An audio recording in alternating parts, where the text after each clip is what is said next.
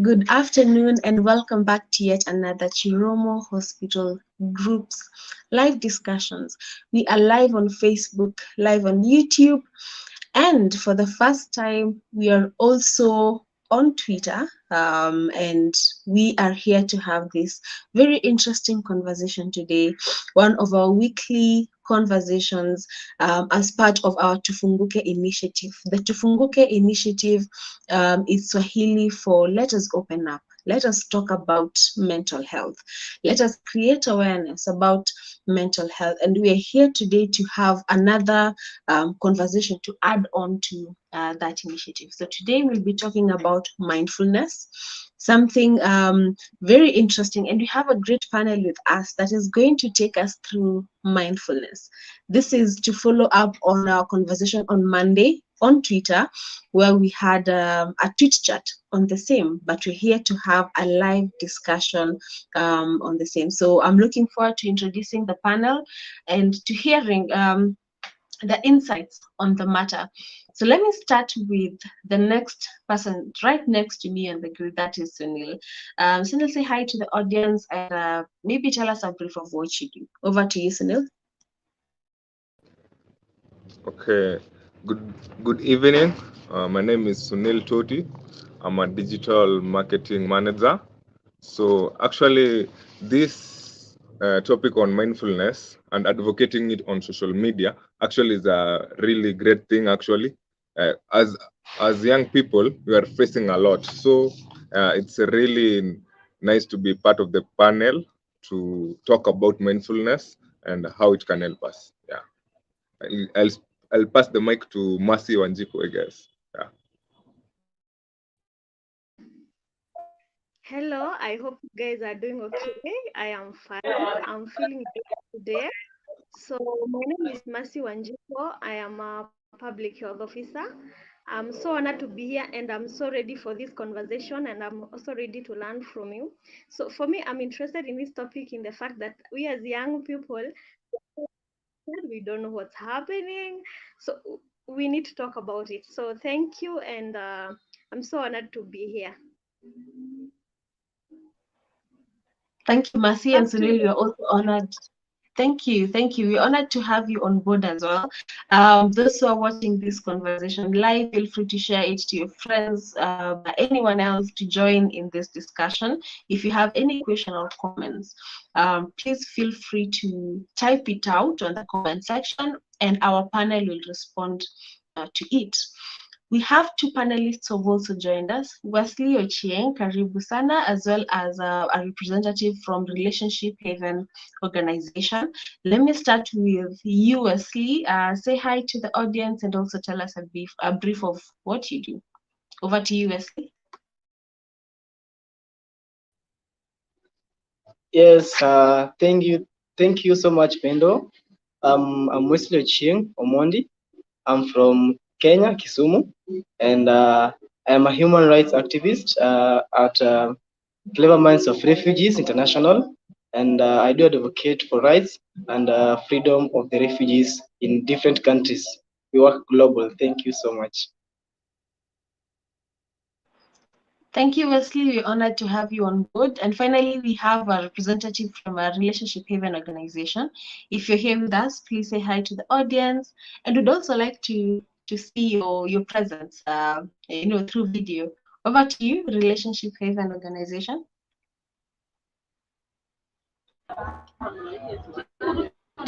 Good afternoon, everyone. Poleni sana, place niko right now siezi nika nini video as much. So my name is Francisco Miller, Director, Relationship Haven Organization, which is also a member of the ideology pillar under the County Action Plan. And we deal with a lot of things. Under the County Action Plan, we deal with matters radicalization.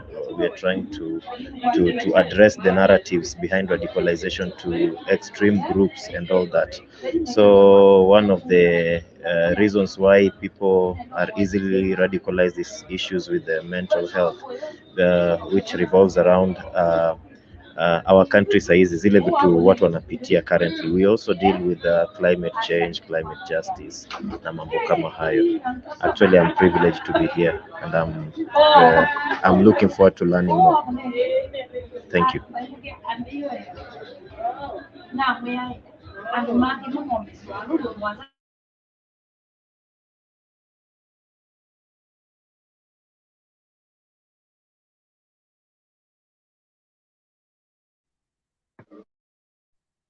You are muted. We can't hear you. Thank you for that.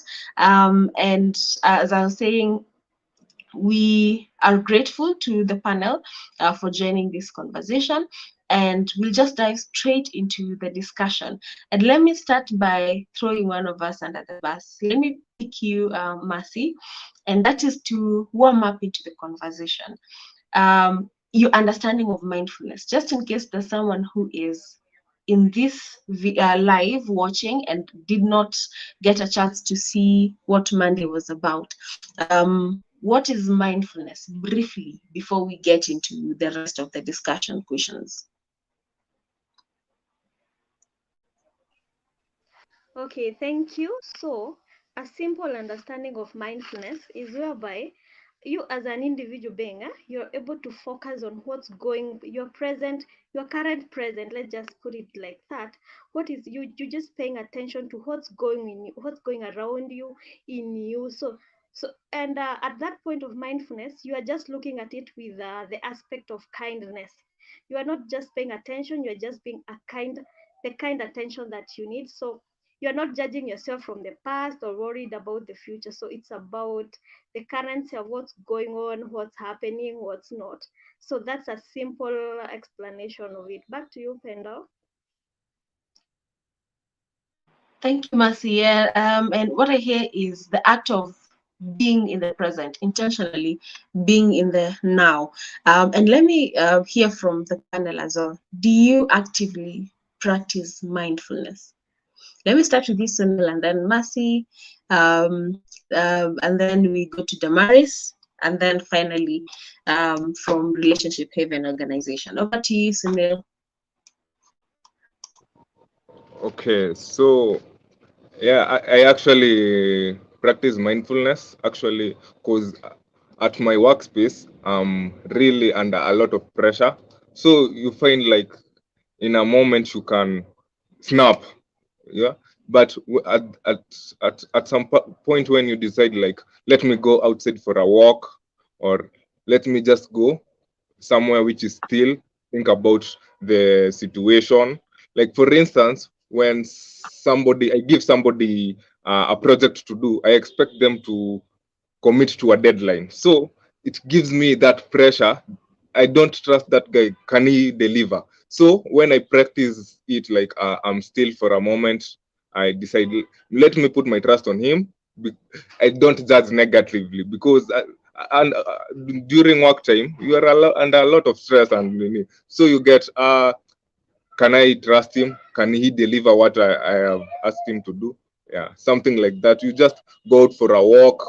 I just chill in my space, my workspace, without much noise, just thinking about what I'm feeling at the moment, how I'm reacting to that situation. Yeah, yeah. I'll pass the mic to you. Thank you, Sunil. Let me also hand it over to Mercy. Do you actively practice mindfulness?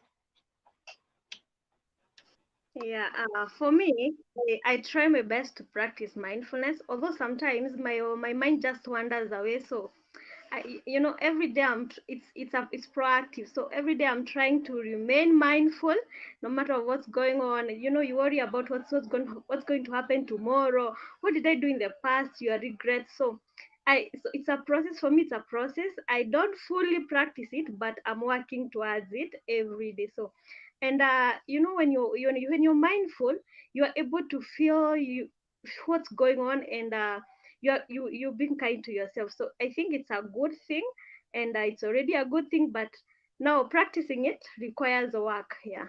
Thank you. Back to you, Pendo. Thank you, thank you. Practicing it requires work, constantly working towards that. Thank you for that. Let me also welcome Damaris to this conversation. Karibu sana. And we had already kicked off with the introduction, but I'd like to also give Thank you very much. My name is Damaris Onyango. Yeah, and I'm a counselor psychologist. So thank you for welcoming me. And I do practice mindfulness like every day, and it takes a lot of discipline. So then it means I do a lot of self-talk. I practice relaxation exercises. Like when I'm beginning to feel anxious, I become aware. And so I find ways of calming myself down. And I also do a lot of meditation in the morning. Before I start my day, as I'm ending my day. So I do practice a lot of mindfulness. Thank you. Thank you so much, Damaris. And just to also follow up on that, do you feel like practicing mindfulness has had a positive impact on your mental health and well-being? Let me start with that first.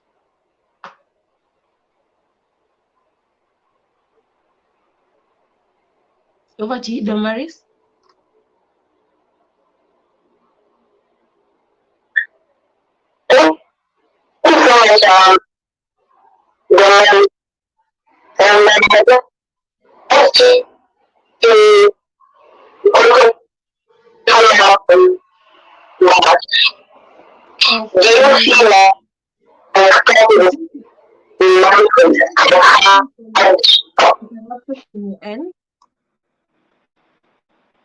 We seem to be having some technical challenges from Damaris, but let me hand it over to Sunil and then Mercy. Do you feel like practicing mindfulness has had a positive impact on your mental health and well-being? But actually, practicing it is hard, but the positive impact it has on you as an individual and the people around you is very good. Actually, for instance, when I expect you to do something for me, and you don't actually meet the deadline, you surpass the deadline.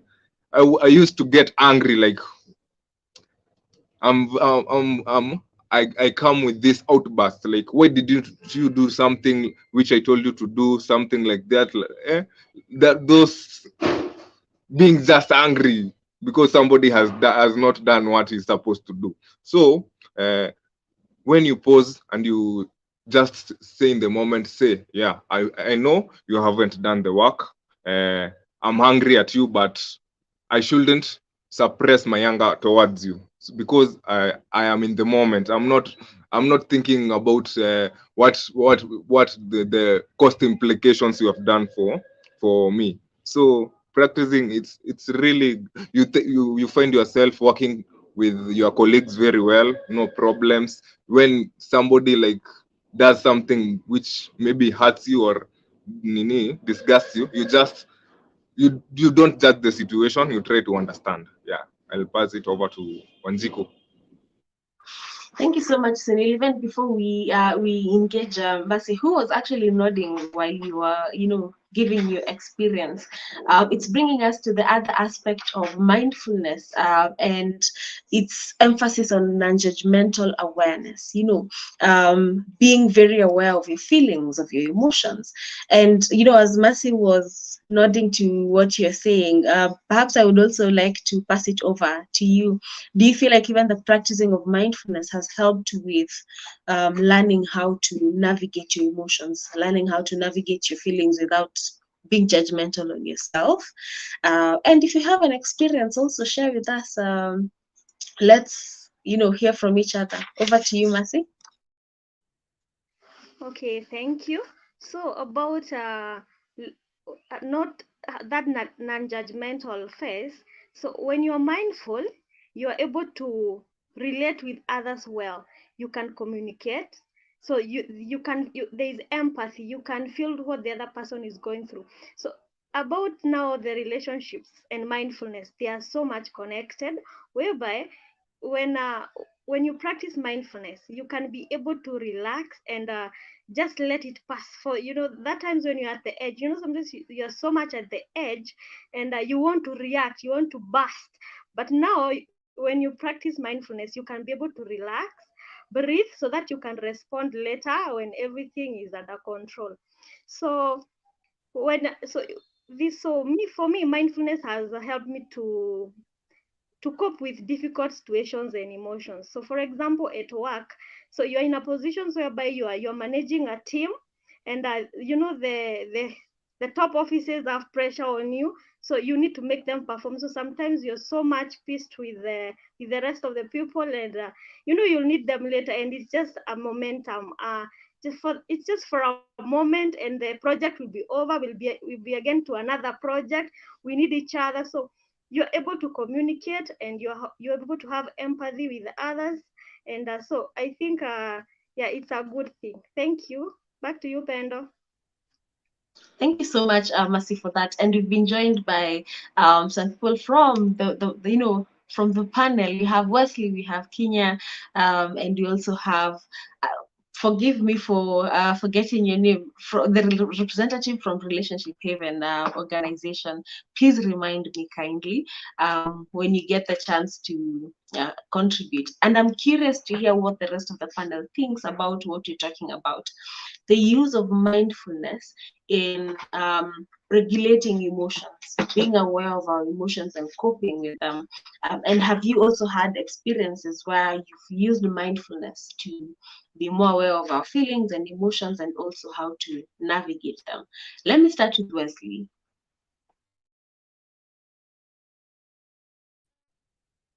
Okay, yeah, thank you so much, Pendo. I would like to say that mindfulness has helped me improve my concentration, attention span, and memory. It helped me regulate my emotions and help me stay calm and increasing compassion for myself. I like to say like there was a time like I almost hit somebody, but uh, mindfulness helped me to stay calm, and I think I would say I would have done an injustice to that person, but I still calm, and I control my emotions. Back to you, Penda. Thank you. Thank you, Wesley, for that. Moments when you've actually used mindfulness to, stop yourself from reacting to how you're feeling at that point. Let me hear from you, Kenya Gitonga. Karibu sana. Thank you for joining us. What's your take on what you're just talking about? Over to you.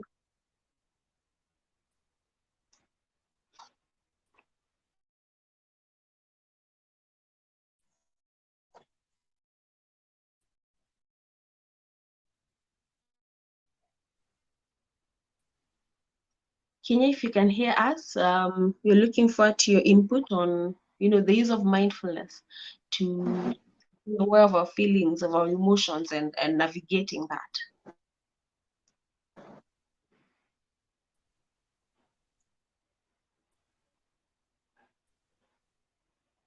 Okay, let me start with Cisco Miller, then we'll go to Damaris. Over to you, Cisco.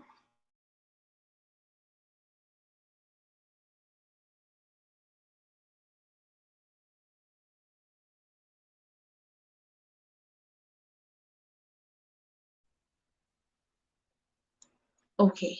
Are you able to hear me? Okay. Yes, we are Okay. able to hear you. Okay. Okay. Let me then hand it over to Damaris.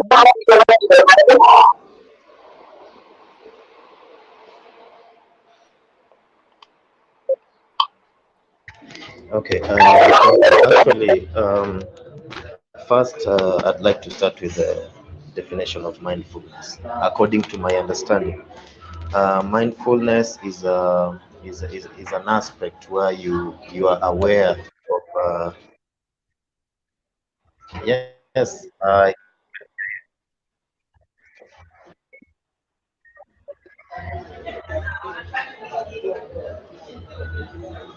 Please carry on, Cisco. pardon.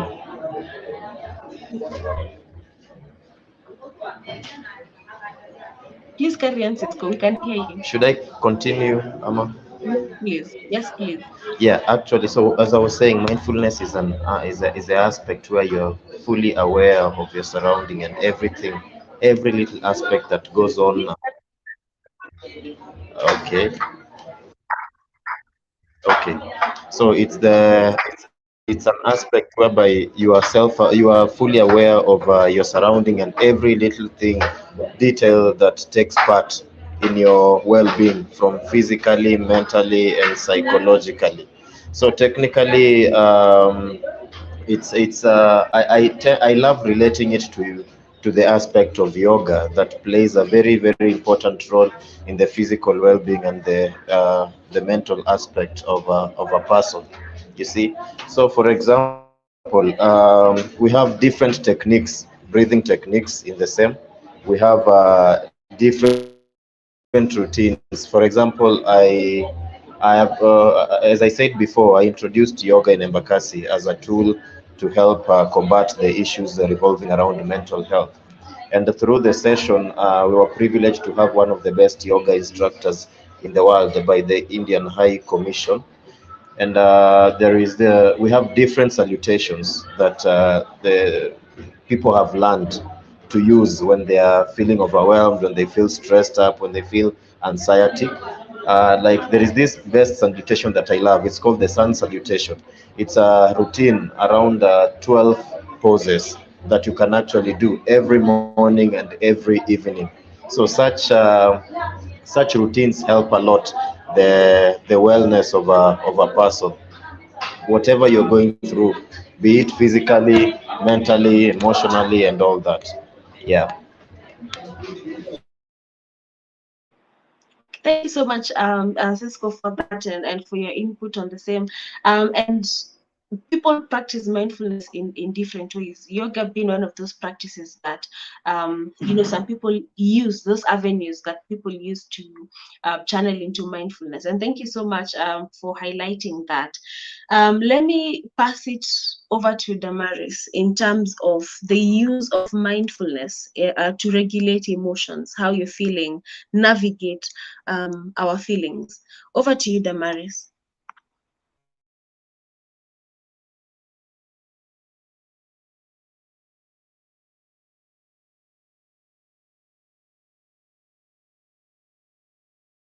Feeling angry, or when I feel like I'm about to enter into an anger fit. Uh, Maybe if I'm talking to someone and I feel like I'm getting angry over whatever we're talking about, so before I give a feedback or before I respond, I take some time. And so sometimes I allow myself to count. Maybe I'll count from 1 up to 10. Yeah, so between that time, I'm able to regulate my emotions. I'm able to calm myself down. And then now maybe I'll get back to that person when I'm a bit calmed down. If I'm sitting in traffic and I know I'm running late, yeah, so instead of just sitting there and getting worked up, because I'm aware that anger is not good for me. Yeah, so I try to calm myself down by switching my focus. So I switch my focus from the traffic, and then I begin to think about some maybe pleasing moments. Yeah, something that makes me feel happy. So it helps me regulate anger. It helps me cope with anxiety. And so I am able to remain calm. Yeah. Thank Thank you. you so much Back to for you. that. Thank you, Damaris, for that. And you started by highlighting some of the few, some few mindfulness techniques, practices that you apply in terms of, being able to be in the moment, in the present. Kenya, I don't know if you can hear me now. Kenya Gitonga,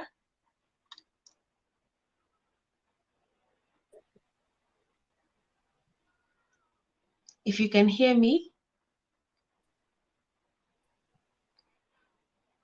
Okay. I'll engage the rest of the panel as we go all the way back Can you to hear me? Kenya. Now we can hear you. Okay, I was Yes. saying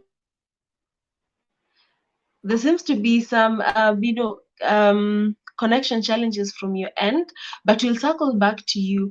And what we wanted to discuss at this point is different mindfulness practices that we use. Let me start with you, Sunil, and then we'll come down to Damaris and then to Wesley. And what we're highlighting is some of the mindfulness practices that we apply. Let me start with you, Sunil. Okay, for me, actually, when, for instance, under intense pressure or facing emotional run up, I just go out for a walk. Actually, just going out for a walk for like 5 minutes, I cool down. Actually, I find a serene environment somewhere which is very chill, polite, no noise. I just uh, let my thoughts run. Actually, sometimes it's really hard, but taking 5 minutes out of that intense pressure really helps. And sometimes I don't know this if it actually works for anybody else, but for me, I usually go for bike runs. Like for instance, after lunchtime, I go for a bike run or something like that. I actually go to my workplace with a bike. So when sometimes I'm really feeling like today I'm overwhelmed by emotions or feeling some, I just go for a nature ride, something like that. I'll pass it to the next person too. So. Thank you, Sunil, for that. How about you, Damaris? What are some of the sorry, what are some of the mindfulness practices that you use to cope with different moments in your life? Over to you. Yeah, thank you very much. So for me, I enjoy nature walk, like just going out and walking into the woods. Something else that I do a lot, I love walking barefoot, like just going out there and I leave my shoes behind. So when I'm in touch with the ground, it's for me it's very therapeutic. I feel recharged. But then again, I also love breathing techniques. So I just sit down and control my breathing. And sometimes I use my fingers to maybe just make some deep breaths, like breathing in, breathing out, breathing in. I pause, I breathe out. So I use my fingers, and then it has a very calming effect. So and I also love swimming, like just getting into the pool and allowing myself to float. So I just float like there are no cares in the world. So the water is also very soothing for me, very, very therapeutic. But above everything, I love nature. Like maybe that is every once in a week, I have to go out there and just get in touch with nature. As I listen to the bird sounds, the nature sounds, they have such a calming effect on me. So that's how I practice my mindfulness. Thank you. Back to you.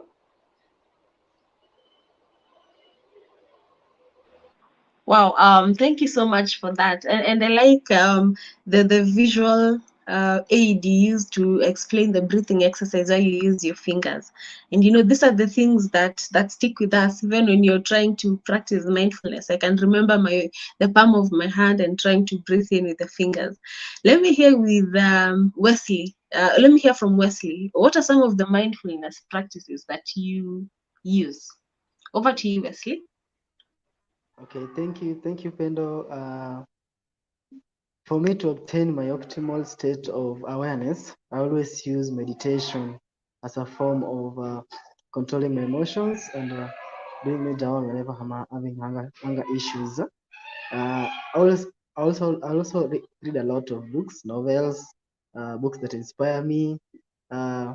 When I get home and I find that I'm really stressful, the one thing that I'll do is read my books, read a lot, and I'm also a footballer.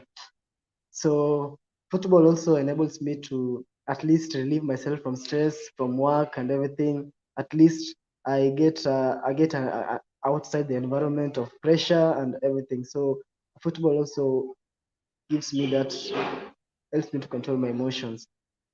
And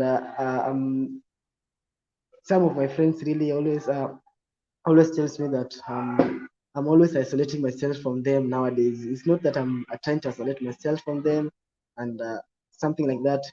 I always just meditate in my own room, and I try to get myself to get out of this stress and everything. So that's why I isolate myself in my room. Those are some of the mindfulness techniques that I use in my daily routine. Thank you. Wow, thank you so much for that. I also can share one that I use, and I use the 5 4 3 2 1 technique. I don't know if you've heard about it, where you channel into your five senses while doing activities. And it goes with the order of is 5 things you can see, 4 things you can touch or feel, 3 things you can hear, 2 things you can smell, and 1 thing you can taste. And by the time you're done with that, you've channeled different aspects of your senses, interacted with the environment actively. You know, when it's 4 things you can touch them, feel, describe. It's cold, it's rough, it's smooth, and all that. And we actually have a video of this on our Instagram page. You can head over to at Chiromo Host GFP. We have a demonstration of the 5 4 3 2 1 technique. Most of these practices that we use for mindfulness are really good when it comes to managing anxiety, really good when it comes to managing anger. Also, when it comes to someone dealing with trauma, and there's re-experiencing, and practicing this mindfulness exercises reminds you that you're no longer in that unsafe space, but you're somewhere else that is a lot safer and a lot calm. So mindfulness can be used in multiple situations, and at the end of it, it has very many positive outcomes to it. And that also brings us to the aspect of self-care. Damaris talked of being in the pool and just letting go and relaxing. And Wesley was talking about football, and Sunil was also talking about just taking that bike ride. And there's the integration between mindfulness and self-care, it being a powerful tool for self-care. How do you, as as different individuals, prioritize self-care through practicing mindfulness in your own ways? And do you feel like it has had a positive impact? Let me start with this, Sunil. Okay, actually, for me, mindfulness in a form of self-care, I actually sometimes when I feel like I'm overwhelmed, I just decide to go to a very fancy restaurant. I order clean food, food, something which is when I take it, there's a way when you eat something very good, very fancy, it just calms you down. Like, yeah, I'm eating something which is clean.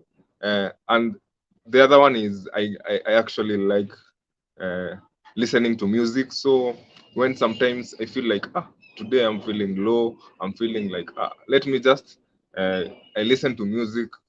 Actually, like for instance, when I'm really under a lot of pressure or stress, there's this we call them lofi beats. They're just when you are working, you just stay in the moment with them. You don't think about anything. You just concentrate on your work. No emotions. Just it is only beats, not native lyrics. It's just beats. Yeah, I'll hand it over to the next person.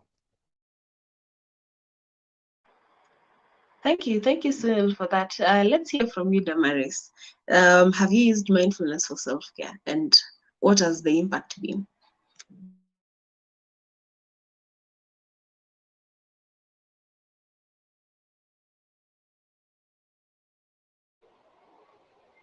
Okay, thank you very much. Yeah, for me, I feel like self-care and mindfulness are cousins, if not sister and brother. They go together. And during self-care, what I do most is I concentrate on me. So I have my alone moments. I really love my alone moments where, being a counselor, you get to, like, you're always listening to people. You're always listening to people's challenges. So during my self-care time, I prioritize my alone moments. So I look for quiet places and I just sit there, knowing that I'm not listening to anything serious, but choosing just to listen to any sound, whether from nature or from wherever, but it's not like I'm listening to respond. I'm just listening because I'm alive. So I really do treasure my alone moments. And sometimes I love listening to music. Yeah. So I look for a collection of very, very cool music and I listen to music. But I also love to treat myself. So sometimes I go out, yeah, just as a way of taking care of myself. I eat good food, or I choose to prepare something just for me. So for me, self-care is my own time. So above everything, I choose my alone moments. Thank you. I give it back to you. Thank you.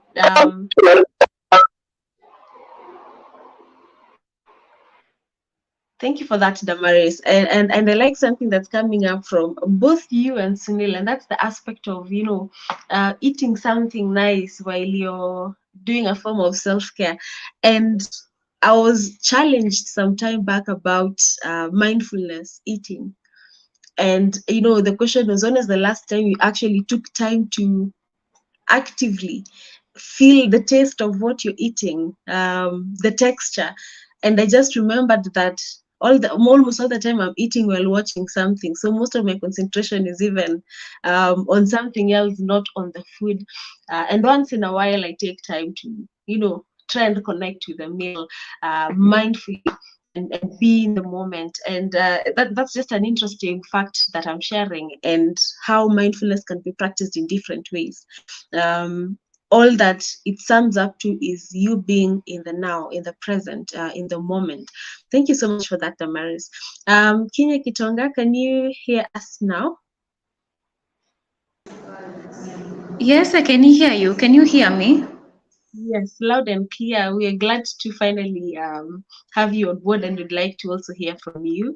And we're at a point where we're now talking about the integration between self-care and mindfulness.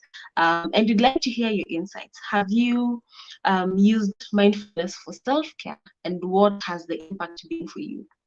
Over to you. Thank you so much, Pendo. My name is Kinya Gitonga, and I'll be representing Sound Mental Health. And personally, yes, I've used mindfulness severally. And as Damaris has said, I prefer mindful eating. As you're eating, you're savoring the taste, the sensations. As you're walking, you're also mindful of your environment, you're taking in the surroundings, especially in the morning. I normally do morning runs, and it is always awakening for me. It always brings me back to reality, connecting with nature. And I normally have an issue with worrying so much. I think it is a phase in life where we are worrying, will things be fine? How about education? How about work?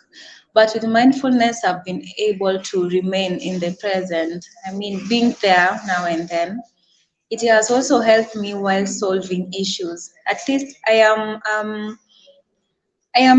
a bit nervous, but I can also be calm, reason, and also make wise decisions. And so, yes, mindfulness has been very efficient for me, also in communication.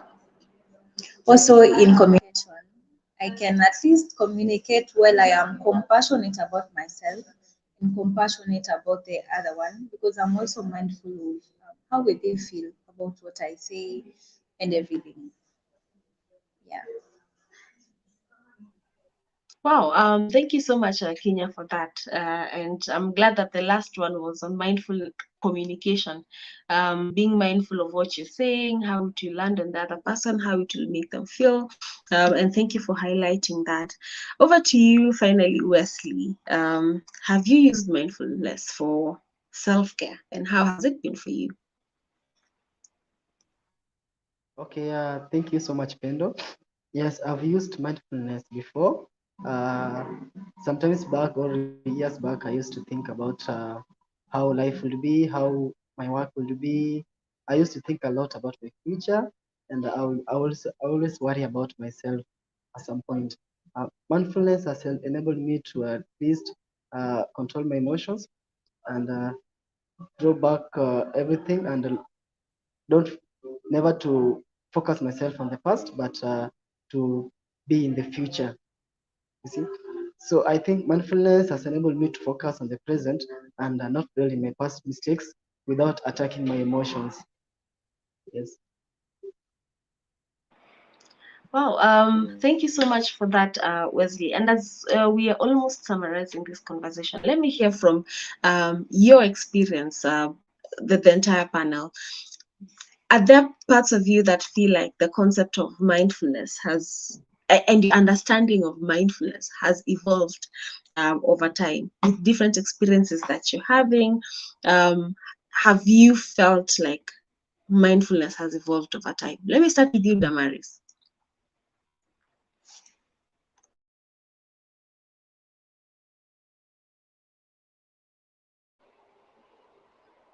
Okay, yeah, thank you very much. Yeah, I really do feel that it has been a journey. It actually has been a journey. It has been a journey of self discovery. I've discovered so many things about myself. So then I'm aware. When I'm about to get angry, I'm aware. And so I'm checking in with my emotions. When I'm stressed, then I become aware that I am stressed. For example, at the end of the day, sometimes I just have headache. And then I'm able to sit back and reflect, like, how was my day today? What are some of the experiences? What made me sad? What made me happy? And so by doing that, I'm able to find the cause of my headache, actually. So then I deal with it. If it's something that happened, if it's maybe something that is stressing me up, then I become aware. And when I'm aware, now I decide on how to cope or how to deal with it. If I realize that it's overwhelming and there's nothing I can do about it, then I'm able to let it go. So actually, it has been quite a journey. And yeah, I can say that up to this moment, mindfulness has really helped me. So many times I find I'm a happy soul. I'm able to laugh at myself unlike before. And so I'm able to deal with my own anger. I'm able to let go so many things. So I've learned to live in the present. So if I'm here, then I know I'm here. I'm living in the present because I know living in the future will bring me nothing but anxiety. So that's also another way that has helped me to deal with my anxieties. I live in the here and now, and so I'm present. For me, being present is what matters most. So it has been a journey, but up to now, I think I'm happy. I'm happy that I discovered mindfulness and I discovered self care. Yeah, thank you very much. Back to you.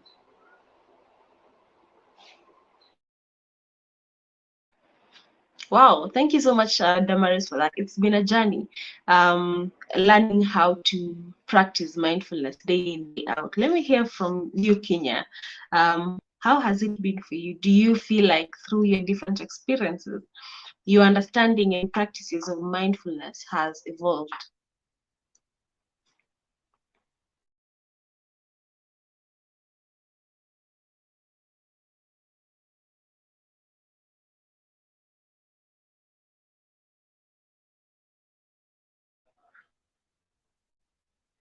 Okay, we can go to you, Wesley, first, and then we can circle back to Kenya. Okay, thank you, Pendo. Uh, Mindfulness, I would like to say what I would like to support Damaris for what she has said about mindfulness being a journey. And as we say, it's a journey and it never ends. We keep learning new things and we keep discovering new things uh, as we go through the mindfulness. I would like to say that mindfulness has helped me in checking my emotions very early in the morning. You see, Sometimes we wake up with different moods. We wake up with different. Maybe today I wake up hungry and I have to go to the field. I do a lot of field works anyway. So in the field work, I do associate with different people, and different people needs different understanding also. So waking up in the morning and doing any of the mindful techniques to help me cope up with my emotions has been a journey, and I will continue using the mindful techniques so that I cope up with every situation as I go up as I go to the field worker. I would like to say also like mindfulness has also helped me engage well with my family members, friends, especially when I'm off work, when I am coming out of work and coming at home and engaging with my friends. You see, in the field work, I engage with a lot of people, and sometimes they make me hungry. Sometimes I come back home very hungry. So the first thing I do is adopt one of the meditating. I like meditating a lot, by the way. A few of my friends think I always isolate myself from them when I'm in my bedroom. No, I just do one of my mindful techniques so that when I come out of my room now, I'm able to laugh with them and also speak to them freely. Yeah, thank you. Wow, thank you so much, Wesley, for that, and welcome back again, Sunil. And we were just talking about mindfulness and the practices and the concept of it, and whether it has evolved for you since when you started practicing mindfulness to now. What's been your experience? Uh, Actually, for me, when you practice it, actually you come to realize that you should be able to listen more, and in every situation, before making a rash decision or anything that is out of emotions, you should try to understand the situation. You find yourself like you used to react each and every time you react to somebody does something, you just react, but you'll come and you'll start to realize you should actually listen. You listen more. You shouldn't be like judgmental all the time before assessing the situation, before assessing that person or something like that. For instance, when uh, you start listening to somebody, there is a sense which comes to everything. Apart from your emotions, what you are feeling, whether you are angry or feeling like I don't want anything to do with you. But when you listen, you become more understanding. Yeah, I'll pass it to the next person. Yeah. Thank you so much for that, Sunil. And what I'm hearing from the entire panel is that it's not something that you become good at immediately, instantly. It's a journey. You start practicing mindfulness, you learn things about yourself, you learn things about your environment, how you react to things, you learn how to even improve some of the skills, for example, communication and listening. But all of this takes time and being intentional about being more and more mindful, and keeping at it. They say practice makes perfect, or let's say better. Perfect is quite the standard to put for ourselves, but the more you practice, the better you get at it. And this is a call to action to the audience to read up about mindfulness, watch videos, listen to podcasts, and try and practice it. And let's see how it goes for you. Engage with us on our Twitter, YouTube, Facebook comment section. Tell us how you're doing in your mindfulness journey, how it's been for you, the impact it has. Let's talk about this. A lot of times, these are concepts that are there, but due to not knowing, not enough information about it, we end up missing out on this. So call to action to the audience, that we all try practicing mindfulness, being a bit more mindful, and let's see where that route takes us. We've just come to the end of this conversation, and I would like to thank the vast panel that we've had today. Some of which have been there from start to finish, some of which have joined us in the middle. Altogether, powerful insights from the beautiful panel. Thank you so much for the panel also for sharing your insights with the audience.